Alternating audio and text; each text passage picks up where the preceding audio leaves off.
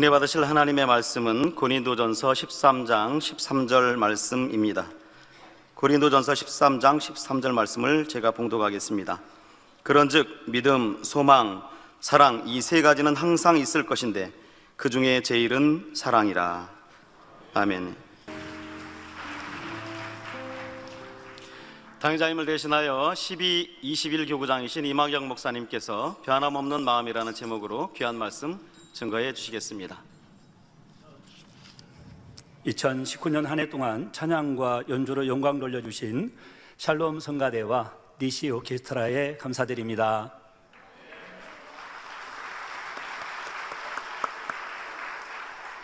담비 중창단과 오로라 워십팀에 감사드립니다. 특송의 앵콜에 감사드립니다. 이 시간은 2019년도 마지막 주일 저녁 예배입니다. 저녁 예배 후에는 2020년도를 준비하는 사무연회가 있습니다. 2019년도 52주간 말씀을 통해 은혜 주시고 변함없는 사랑으로 함께 하신 삼위일체 하나님께 모든 감사와 영광의 박수를 올려드립니다.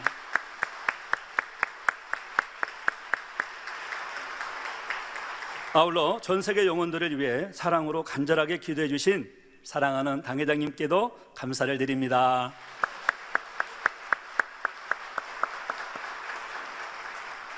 또한 저희들을 위해서 밤마다 성령 충만한 단열차를 인도해 주신 사랑하는 원장님께 우리 성도님들의 마음을 모아 감사를 드립니다. 감사합니다, 원장님. 각 분야에서 수고하신 우리 성도님들이 옆자리에 앉아 계시는데요. 한번 인사하겠습니다. 지금까지 수고 많으셨습니다. 감사합니다.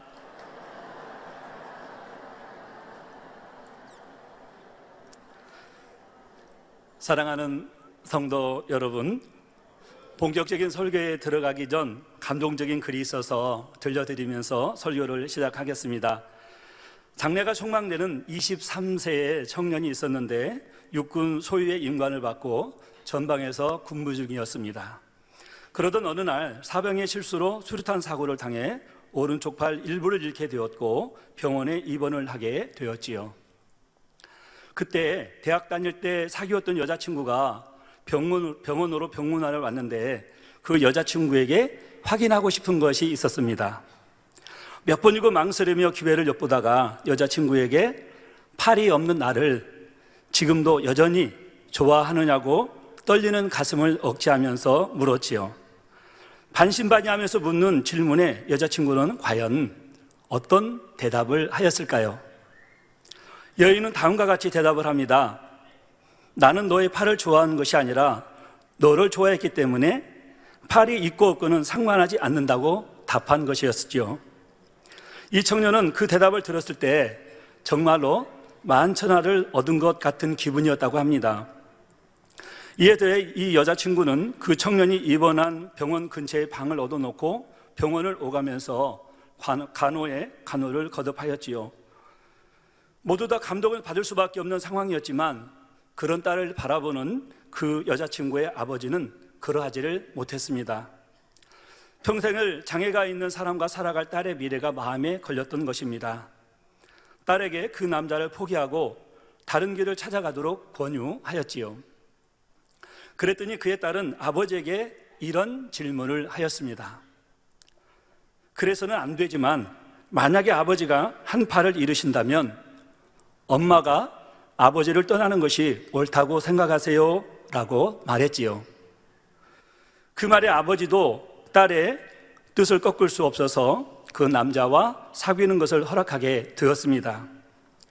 그 뒤 그는 전역을 하였고 한 팔이 없는 것을 극복하기 위해 더 큰 노력을 하였지요. 그 노력의 결과로 샴푸와 린스를 합친 제품인 하나로 샴푸를 개발하게 되었고 20세부터 80세까지 사용할 수 있는 2080 치약을 개발하였습니다. 또 영상통화를 가능하게 한 핸드폰 쇼, 여러분들 예전에 쇼라는 그런 통신 상품이 있었습니다. 쇼를 개발하는 등의 업적을 세워 유수한 이동통신사의 부사장이 되었지요. 이분은 전 KTF 부사장과 전 애경산업 이사를 역입한 조서환이라는 분인데요. 마케팅의 살아있는 전설이라고 불린다고 합니다. 재계에서는. 이 성공 스토리는 피나는 노력 끝에 이뤄낸 성과이기도 하지만 한편으로는 한 여인의 변함없는 사랑이 시리에 빠질 수도 있는 한 사람을 성공의 길로 인도한 인생 스토리이기도 하지요. 이 글의 마지막 결론은 이렇게 기록되어 있었습니다. 하고 싶은 사람은 방법을 찾아내고 하기 싫은 사람은 핑계를 찾아낸다는 것이지요. 즉 그 여인은 어떤 조건에도 변함없이 상대를 사랑했기에 함께 갈 수 있는 길을 찾았던 것입니다. 그러나 그 마음이 만일 변개했다면 한쪽 팔이 없다는 것은 상대와 결별할 결정적인 이유가 되었겠지요. 아마도 아버지가 반대해서 어쩔 수 없었다는 핑계를 대면서 헤어질 수도 있었을 것입니다. 사랑하는 성도 여러분, 변함없는 마음을 가진다는 것은 이 세상을 올바르게 살아가는 데 있어 매우 중요한 덕목입니다. 우리나라 속담에도 한 우물을 파라는 말이 있습니다. 이 우물을 조금 파다가 안 나오면 저곳을 파고 또 이런 식으로 계속해서 다른 곳을 파 나간다면 원하는 물을 얻을 수가 없지요. 곧 변함없는 마음의 확신을 가지고 행할 때에는 기적과 같은 일들로 결국 열매를 맺게 된다는 것입니다. 그러므로 우리 모두도 변함없는 마음을 꼭 이루어서 축복의 주인공들이 되어야 하겠습니다. 사랑하는 성도 여러분, 그러면 본론으로 들어가서 변함없는 마음을 이루기 위해서는 어떻게 해야 할까요? 첫째, 받은 은혜를 항상 기억해야 합니다. 사람들은 누군가에게 은혜를 받고 어떤 혜택을 받을 때는 좋아하고 사랑한다는 표현을 하기도 합니다. 하지만 어떤 환경이나 조건 속에서 생각지 않은 어려운 일을 만나게 되면 그 은혜와 사랑에 대한 마음이 변하는 경우도 있지요. 변치 않는 마음을 표현한 일편단심이란 고사성어가 있습니다. 이는 한 조각의 붉은 마음이란 뜻으로 한결같은 참된 정성, 변치 않는 참된 마음을 이룸을 뜻하는 것이지요. 그러니 이 일편단심과 같은 마음이 있다면 어떤 상황에서도 변하지 않을 것입니다. 이렇게 변함없는 마음으로 한결같이 달려갔던 인물 중 베드로를 들 수 있지요. 베드로가 제자로 부름을 받기 전 예수님을 만나는 장면이 누가복음 5장에 나옵니다. 어부 베드로는 밤이 새도록 물고기를 잡기 위해 그물을 내렸고 많은 수고를 하였지요. 그러나 웬일인지 도무지 고기가 잡히지 않는 것이었습니다. 결국 허탈한 마음으로 배를 육지에 대고는 그물을 정리하고 있었지요. 이때 예수님께서 오셔서 자신의 배를 사용하시겠다는 것입니다. 그 상황에서 중심이 선한 베드로는 다시 배를 띄워서 예수님이 말씀을 전하시도록 도와드렸지요. 이때 베드로는 무엇을 바래서 그런 것이 아니라 아무 조건 없이 예수님께서 배를 사용하시도록 내어드렸습니다. 말씀을 마치신 예수님께서 베드로에게 말씀하시기를 깊은 데로 가서 그물을 내리라고 하셨지요. 이 말씀대로 순종하여 깊은 데로 가서 그물을 내리니 2배에 잠기도록 물고기가 잡힌 것입니다. 이 놀라운 장면을 보고 시몬은 예수님 앞에 엎드려 이렇게 말을 했지요. 주여, 나를 떠나소서, 나는 죄인이로소이다 라고 말입니다. 그러한 베드로에게 곧이어 예수님께서 말씀하시기를 나를 따르라 하셨지요. 이때 베드로는 배를 육지에 대고 모든 것을 버려두고 예수님을 따릅니다. 성도 여러분, 베드로는 좋은 중심이었기에 2배의 물고기를 잡게 하신 은혜를 넘어 물고기 잡음을 통해 예수님께서 구세주이심을 깨달은 것입니다. 그 당시 유대인들은 현실을 뒤엎고 자신들을 구원할 메시아를 갈구했지요. 다윗 왕과 같은 힘 있는 통치자, 그리고 정치적 메시아가 나타나기를 기다렸습니다. 베드로도 이런 유대인들 중 한 사람이었지요. 예수님을 만나기 전에도 베드로는 메시아에 대해 증거하는 세례 요한을 쫓았습니다. 그러다 형제지간인 안드레의 인도로 예수님을 처음 만났지요. 베드로가 예수님을 만나기는 했지만 모든 것을 뒤로 하고 제자의 삶을 살기로 결단한 것은 아니었습니다. 그러던 중 이날 베드로의 삶을 변화시키는 놀라운 일이 일어났던 것이지요. 이때 그는 자신의 지식과 경험을 뒤로하고 생각의 문을 열었습니다. 예수님의 말씀에 순종했지요. 그러자 그물이 찢어질 정도로 많은 양의 고기가 잡혔습니다. 이를 본 베드로는 드디어 예수님을 향해 마음의 문을 활짝 연 것입니다. 모든 것을 버려두고 예수님의 제자가 되기로 결심을 했지요. 베드로는 자신의 능력의 한계를 알고 나로서는 할 수 없는 일을 예수님께서 말씀하셔서 할 수 있게 되었노라고 고백을 하는 것입니다. 이는 받은 은혜를 생각하고 기억하는 진실한 마음에서 할 수 있는 고백이지요. 어떤 사람들은 하나님의 사람들을 통해서 나타난 권능의 역사를 체험하고도 그것을 잊어버리고 마치 우연이나 또는 내가 노력해서 된 것처럼 말하는 경우도 있는 것을 봅니다. 진리에 비춰본다면 매우 안타까운 마음이 들 수밖에 없는 상황입니다. 마치 급해서 화장실에 들어간 사람이 용무를 마치고 나와서는 들어가기 전에 마음을 잊어버린 것 같지요. 또 물에 빠진 사람 살려주었더니 보따리 내놓으라는 말처럼 위기에 처한 사람들을 살려주었더니 은혜를 원수로 갚는 이들도 있습니다. 그러나 마음이 진실해서 받은 은혜를 생각하는 사람은 변함없이 그 은혜를 잊지 못하는 것을 봅니다. 후에 베드로는 예수님이 십자가를 지시기 위한 고난을 당하실 때에 순간 두려움이 틈타 스승인 예수님을 모른다고 3번이나 부인하였지요. 하지만 자신의 연약함을 깨우치고 난 다음에는 받은 은혜를 최선을 다해 갚는데 변함이 없었습니다. 반면 가룟 유다는 어찌했습니까? 예수님의 제자로 함께할 때에 죽은 지 나흘이나 된 나사로를 예수님이 큰 소리로 나오너라 나사로야 나오너라 하시니 나사로가 수족을 배로 종인 채로 나온 것을 보았습니다. 나인성의 과부가 죽은 아들을 장사하기 위해 무덤으로 가고 있을 때 예수께서 그 과부를 긍휼히 여기사 그 관에 손을 대시니 그 청년이 다시 살아나는 장면도 가룟 유다는 보았을 것이고요. 이뿐 아니라 예수님께서 가난한 자들에게 복음을 전하시고 병든 영혼들을 치료해 주심도 많이 보았을 것입니다. 그리고 굶주린 많은 영혼들에게 떡 5개와 물고기 2마리로 5,000명을 먹이시고 12강조리가 남도록 표적을 베푸심도 보았지요. 물론 가룟 유다 자신도 예수님으로 인해 많은 은혜를 받았기 때문에 제자가 되기도 한 것입니다.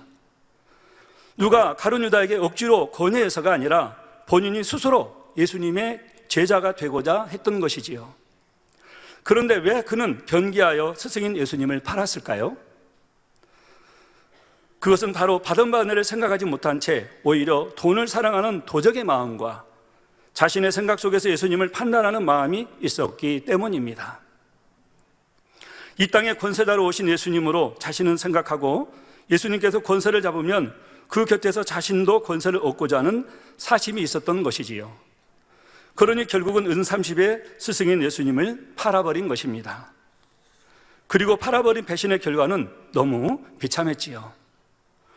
그런데 이와는 반대로 받은 바 은혜가 너무 크기에 어떤 고난과 핍박에도 은혜를 보답하는 삶을 사는 분들의 모습은 어떨까요? 하나님께서 만나주시기 전 당회장님께서는 희망이 없는 절망적인 삶을 살고 계셨습니다. 7년간의 투병 생활이 계속되는 가운데 불치의 질병과 극심한 가난에 짓눌렸지요. 절망과 외로움 속에 무력하게 누워서 죽음만 기다리셔야 했습니다. 그러나 하나님을 만나셨을 때 하나님께서는 당회장님의 삶을 완전히 바꿔주셨지요. 사람의 능력으로 고칠 수 없던 질병들을 고쳐주셨고 가난에서도 벗어나게 하셨으며 가정의 행복을 되찾게 해주셨습니다. 무엇보다도 구원의 은혜와 천국의 소망을 주셨고 성경 말씀대로 순종하실 때 놀라운 권능으로 세계를 이루시도록 복을 내려주셨지요. 무에서 유를 창조하시는 하나님, 인류의 역사와 인생의 생사박을 주관하신 하나님을 만나신 후 이 세상에서 가장 행복한 분이 되신 것입니다. 그러니 당회장님의 고백은 어떠하십니까? 고린도전서 15장 10절에 나의 나 된 것은 하나님의 은혜로 된 것이니 내게 주신 그의 은혜가 헛되지 아니하여 내가 모든 사도보다 더 많이 수고하였으나 내가 아니요 오직 나와 함께 하신 하나님의 은혜로라, 이렇게 사도 바울이 고백한 것처럼 어떤 고난이 주님과 다르게 온다 할지라도 변함없이 가시는 분이 바로 사랑하는 당회장님이시지요. 하나님께서는 아멘.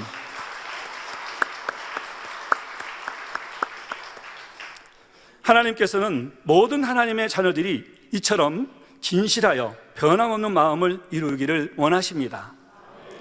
우리도 처음 주님을 만났을 때의 감동, 그리고 당회장님을 통해서 하나님의 놀라운 권능을 체험했던 그 순간들을 결코 잊지 말아야 하겠습니다. 고난이 오고 연단중에 있을 때라도 받은 은혜를 생각하며 변함없는 마음이 되어 풍성한 복을 받아야 하겠습니다. 사랑하는 성도 여러분, 하나님께서 원하시는 변함없는 마음을 이루기 위해서는 둘째로 하나님을 제일로 사랑하는 마음이 있어야 합니다.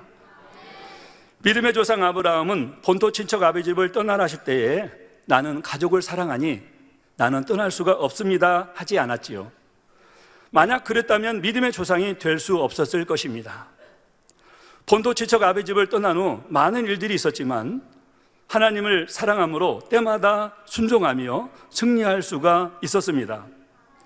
그렇다면 아브라함이 하나님을 사랑하여 보인 가장 빛난 사랑의 행함은 과연 무엇이었을까요? 사랑하는 성도님들이 짐작을 한번 해보시기 바랍니다. 이는 바로 사랑하는 성도님들이 짐작하신 대로 독자 이삭을 모리아 땅에 있는 산에서 번제로 드리려 했던 사건입니다.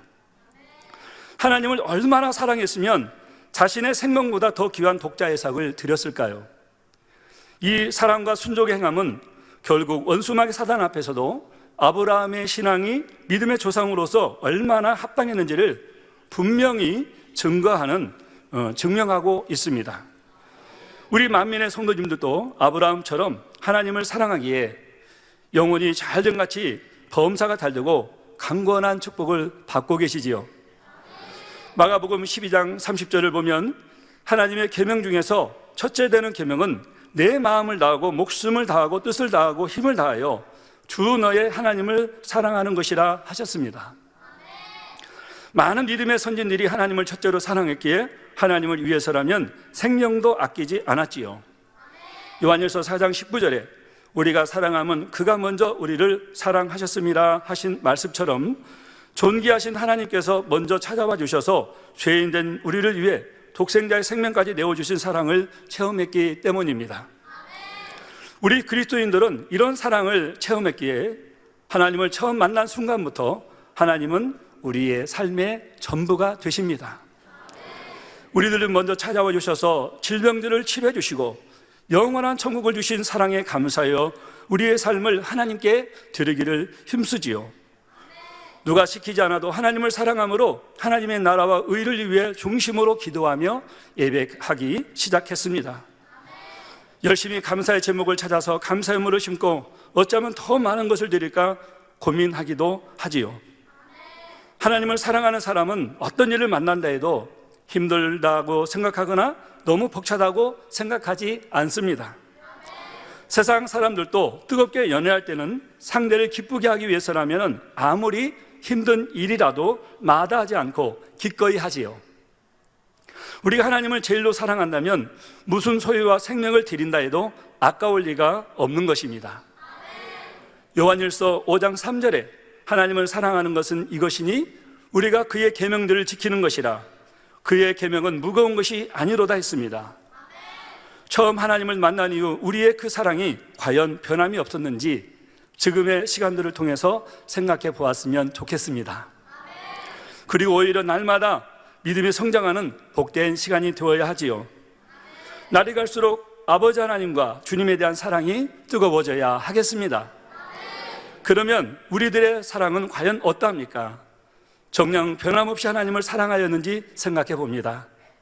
한때는 뜨겁게 하나님을 사랑하며 열정을 다해 하나님의 일을 했지만 어느 순간 세상과 타협하며 미지근한 신앙에 머무르거나 혹은 성공에 대한 욕망과 가족에 대한 사랑이 하나님보다 우선순위에 있지는 않았는지도 성찰해 보아야 하지요. 하나님께서 우리에게 원하시는 것은 그 어떤 것보다도 하나님을 제일로 사랑하는 것입니다.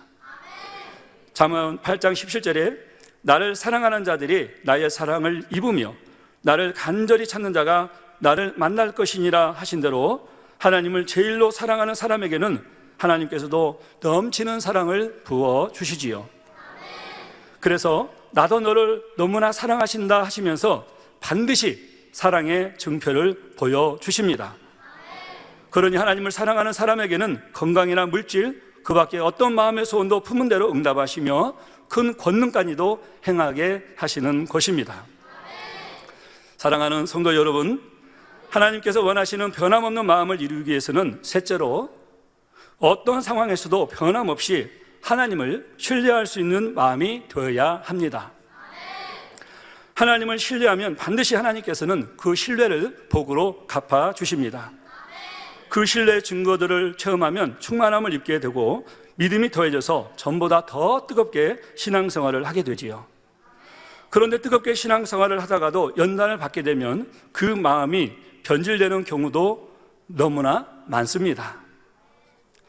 먼저 얼굴의 기쁨이 사라지거나 전에는 찬송을 부르고 사랑을 고백하던 입술에서 불평과 원망이 나옵니다. 왜 이런 일이 자신에게 일어나는가 한탄하기도 하며 심한 경우에는 시험에 들어 믿음을 저버리고 세상으로 떠나는 경우도 있지요. 그러나 정녕 하나님을 신뢰한다면 결코 그럴 수 없습니다. 고린도후서 12장 7절에서 10절에 사도 바울의 육체에 사단의 가시가 있다 했습니다. 이로 인해서 사도 바울은 가끔 고난을 받았지요. 이로 인해서 때로는 많은 괴로움을 당해야 했습니다. 그래서 사도 바울은 하나님께 이 사단의 가시를 없애주기를 3번 간구하였습니다. 그런데 그토록 큰 권능을 행했던 자신이지만 그 문제가 해결되지 않는 것처럼 보였지요. 사도 바울을 통해서는 얼마나 많은 기사와 표적과 권능들이 나타났습니까? 심지어는 사도 바울의 몸에서 손수건이나 앞치마를 가져다가 병든 사람에게 얹으면 그 병이 떠나고 악귀도 나갔다 했습니다. 그런데 사도 바울이 그 사단의 가시가 있는 것은 해결되지 않았습니다. 이 문제를 가지고 하나님 앞에 기도했을 때 하나님께서 사도 바울에게 고린도후서 12장 9절에 내 은혜가 내게 족하다, 이는 내 능력이 약한 데서 온전하여짐이라 하시기에 사도 바울은 오히려 하나님을 사랑함으로 더 크게 기뻐했다 기록되어 있습니다. 하나님께서 사도 바울을 사랑하지 않으셔서 그 문제를 해결해 주지 않으신 것이 아니지요. 이처럼 때로는 하나님의 사람도 어려움을 당할 때가 있습니다. 그러니 우리는 어떤 경우도 판단 정죄해서는 안 되지요. 왜일까요? 우리 인생들은 하나님의 섭리와 뜻을 모르기 때문입니다. 사도 바울은 여러 계시를 받은 것이 지극히 크므로 너무 자구하지 않게 하시려는 하나님의 사랑의 표현이셨던 것이지요. 또 사도 바울은 복음을 전하다 잡혀서 심한 매를 맞고 빌립보 감옥에 갇혔습니다. 사도행전 16장 23절에서 24절에 사도 바울을 옥에 가두고 든든히 지키고 그 발에 착고를 채웠다 했지요. 피투성이가 된 몸으로 감옥에 갇혀 있으니 밤이 깊어질수록 매 맞은 자리의 고통은 심해지고 언제 다시 끌려가서 매를 맞게 될지, 감옥에서 풀려날 수는 있을지 모든 것이 막막한 상황입니다. 이러한 상황에서도 바울은 고통과 슬픔을 호소하거나 타식한 것이 아니지요. 오히려 하나님의 사랑에 감사하여 중심으로 찬양을 드리는 신뢰를 내보였습니다. 이 찬양이 하나님을 감동시키니 큰 지진이 나서 옥문이 열리는 놀라운 역사가 일어났지요. 사도 바울은 자신이 하나님을 너무나 사랑할 뿐 아니라 하나님께서 자신을 얼마나 사랑하시는지도 확신하고 있었습니다. 독생자를 십자가에 내어주시기까지 사랑하시고 항상 기도에 응답하시며 함께 주시는 하나님의 사랑을 신뢰하며 조금 더 의심하지 않았지요. 그러니 매를 맞고 착고에 채워 있어도 그 안에 담긴 하나님의 섭리를 믿으며 어떤 고난을 당하거나 심지어 생명을 드리라 해도 하나님께서 자신을 사랑하신다는 신뢰에는 흔들림이 없었던 것입니다. 당회장님 또한 그러하셨습니다. 성도로 있을 때나 주의 종이 되셔서도 쉬운 길만을 걸어온 것이 아닙니다. 때로는 모든 삶을 바쳐서 이뤄놓으신 열매들이 한순간에 사라질 것 같이 위태로운 상황도 있었지요. 차라리 주님 품에 안기고 싶을 정도로 불같은 연단의 시간들도 있으셨다 하셨습니다. 그러나 죽음과 같은 고난이 다가와도 한마디 원망이나 불평의 말을 낸 적이 없으시고 원망하는 마음조차 품은 적이 없으시지요. 우리 죄인들을 위해서 온갖 고난을 당하시고 십자가를 지신 예수님을 생각하사 기쁘게 그 고난의 길을 가셨던 것입니다. 어떠한 시련이 있다 해도 그 길이 바로 축복의 길이요, 반드시 아버지 하나님의 섭리가 이루어지는 길임을 믿음으로 오직 감사의 기도만 올려드렸습니다. 하나님께서 원하시는 마음은 좋을 때는 웃다가 원하는 대로 이루어지지 않을 때는 떼를 쓰고 불평하는 어린아이와 같은 신앙이 아닙니다. 아버지 하나님의 깊은 마음을 헤아림으로 어떤 고난 앞에서도 사랑과 신뢰에 변함이 없는 성숙한 신앙을 원하시지요. 마음이 꼭 맞는 친구와 함께 하듯이 하나님께서는 우리와 함께 하시며 우리를 사랑하신다는 증거를 보여주시는 것입니다. 그러니 변함없는 마음을 이루기 위해서는 신뢰는 꼭 필요한 덕목입니다. 사랑하는 성도 여러분, 오늘은 저녁 예배가 끝나고 사무연회가 있기 때문에 설교를 짧게 준비했습니다. 결론을 말씀드리겠습니다. 비행기를 타고 사막을 횡단하던 한 청년이 있었습니다. 그런데 탔던 비행기가 추락하여 사막에 고립되는 일이 생겼습니다. 청년의 아버지는 그 아들을 찾기 위해 온갖 방법을 다 동원하여 수색을 했지요. 그래도 찾기에 실패한 아버지는 결국 마지막 방법을 쓰게 되었습니다. 그 아버지가 택한 방법은 바로 사막의 전단지를 살포한 것이었습니다. 그 전단지에 무엇이라고 쓸까? 사막 생존 방법을 쓸까? 아니면 추위와 더위와 배고픔을 극복하는 방법을 쓸까 하다가 다음과 같이 기록을 했다고 하지요. 그 내용은 아들아, 너를 사랑한다 라고 쓴 것입니다.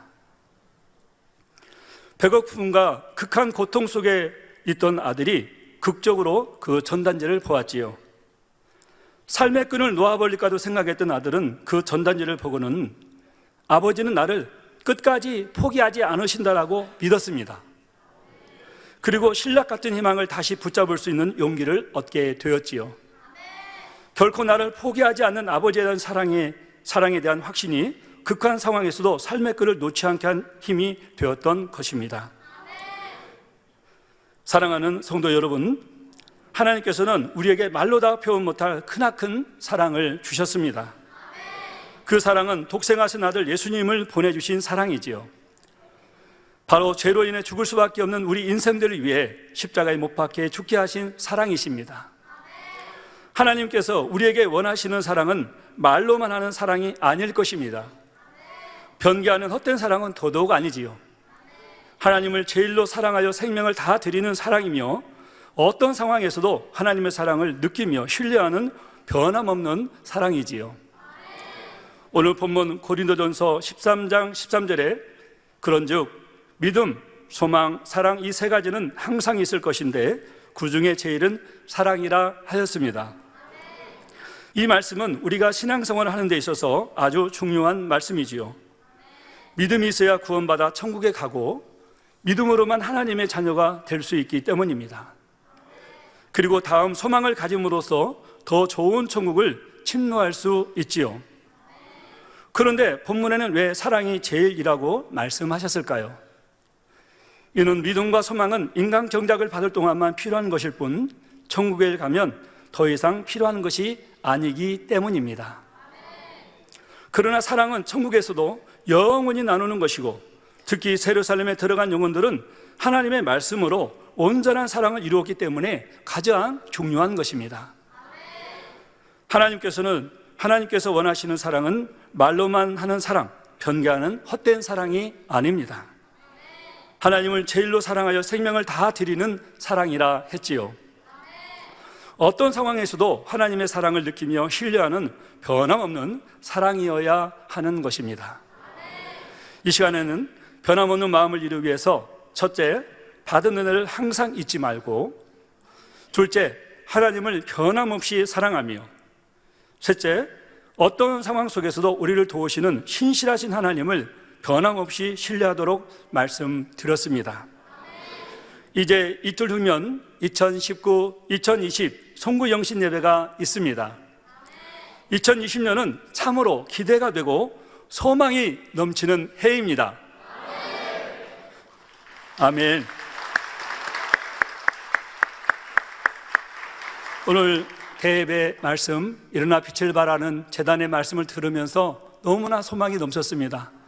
너무나 마음이 행복했습니다. 1998년, 99년 또 사건이 지나고 난 다음에 2000년부터 하나님께서 어찌 역사하셨습니까? 아버지 하나님께 20년이 지난 2020년에 어떻게 역사하실지 너무나 벅차고 너무나도 기대가 됩니다. 우리 사랑하는 성도들도 그렇게 기대하시면서 또 송구영신 예배에 많이 참석해 주시기를 부탁을 드리겠습니다.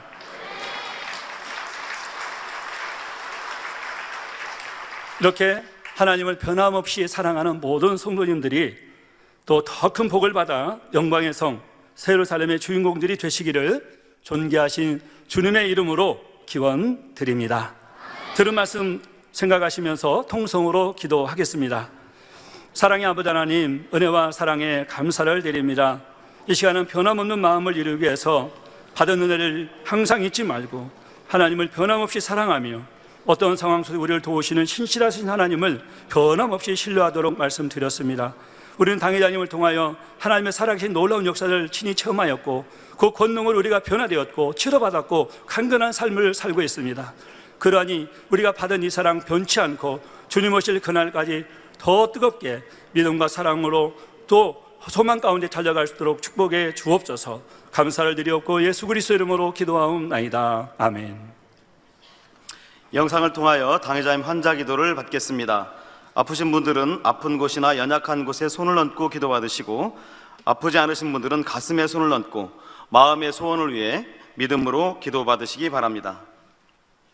할렐루야. 전능하신 사랑의 아버지 하나님, 이 시간 기도받는 모든 성도님들 위해 안수하여 주옵소서. GCN과 인터넷과 화상을 통해 기도받는 지교회와 지성전 그리고 전세계 하나님의 자녀들 위에도 시공간을 초월하여 역사하여 주시기를 원합니다. 믿어지는 믿음을 주시고 부정적인 생각과 의심의 세력을 물리쳐 주옵시며 모든 시험 환난도 물리쳐 주옵소서. 머리부터 발끝까지 오장육부 뼈 마디마디 온몸의 신경 조직 세포 등 아픈 곳마다 성령의 불로 태우시고 근본의 빛으로 역사하여 주옵소서. 예수 그리스도의 이름으로 명하노니 원수마귀 사단 모든 질병 균 연약함아 물러가라. 빛이 여임하라. 모든 불치 난치병도 성령의 불로 태워 깨끗하게 역사하여 주옵소서. 말라리아를 비롯한 모든 풍토병도 물리쳐 주옵소서. 감기, 기침, 열, 몸살, 독감 등 각종 유행성 질병도 다 물러가라. 어떠한 유행성 질병 균도 틈타지 않게 지켜 주옵소서. 위암, 폐암, 간암, 유방암, 자궁암, 대장암, 피부암 등 각종 암과 에이즈, 백혈병, 뇌졸중, 고혈압, 저혈압, 심장병, 폐병, 위장병, 당뇨, 부인병, 피부병, 갑상선 질환과 모든 염증도 깨끗게 하여 주옵소서. 소아마비, 중풍, 관절염, 디스크도 온전케 하여 주옵소서. 요통, 두통, 신경통을 비롯한 모든 통증은 사라질지어다. 간질, 자폐증, 우울증, 조울증, 노이로제 등 모든 정신질환도 물러가라. 모든 마비된 것도 풀어지고 일어나 걷고 뛸지어다. 눈도 잘 보이게 하옵시고 귀도 잘 들리게 하여 주옵소서. 소경은 눈을 뜨고 기머거리는 들으며 벙어리는 말할지어다. 각종 사고, 후유증도 깨끗게 하시고 부러진 뼈도 붙여 주옵소서. 화상 입은 것도 온전케 하옵소서. 화기야 물러가라. 열도 물러가라. 아버지 흉터도 나지 않게 역사해 주시기를 원합니다. 마약을 비롯하여 각종 약물과 독극물 중독도 깨끗함을 입을지어다. 죽은 신경과 세포가 살아나며 죽은 자도 살아나게 하여 주옵소서. 잉태의 축복도 주시기를 원합니다. 잉태 축복을 받으라. 예수 그리스도의 이름으로 명하노니 원수마귀 사단아 하늘 공중 곳에 잡은 악의 영들아 물러가라. 그의 사자들도 물러갈지니라. 이 땅의 악한 영, 더러운 영, 거짓되고 간사한 영, 이간질하고 미혹하는 모든 어둠들은 물러가라. 모든 흉악의 결박을 풀고 어둠아 물러가라, 빛이여 임하라. 아버지 하나님, 부르짖어 기도할 수 있는 능력을 주시고 죄를 버리고 성결될 수 있는 능력을 주옵소서. 영혼이 잘됨같이 범사에 잘되게 하시고 가정의 복음화도 이루어 주시길 원합니다. 한 주간도 모든 사고와 재앙으로부터 지켜주시고 불통이 없는 형통한 삶을 살 수 있도록 축복해 주옵소서. 성령의 불담으로 천군 천사와 주님의 불꽃 같은 눈동자로 모든 하나님의 자녀들과 가정, 일터, 사업들을 지켜주시기를 원합니다. 학생들에게 지와 명철을 더하시고 공부도 할 수 있는 뜨거운 마음과 열정도 더하여 주옵소서. 마음과 생각을 세상에 빼앗기지 않도록 지키시고 하나님을 뜨겁게 사랑하는 학생들로 축복하여 주옵소서. 하나님의 자녀들이 먹으나 마시나 입으나 무엇을 하든지 하나님 앞에 영광 돌리는 삶이 되게 축복하여 주시기를 원합니다. 나는 하나님을 만났노라, 체험했노라, 응답 받았노라, 축복 받았노라, 간증하는 입술이 되게 역사하여 주옵소서. 아버지 하나님 감사합니다. 홀로 영광 받으옵소서. 우리 주 예수 그리스도의 이름으로 기도하옵나이다. 아멘.涙の中オラ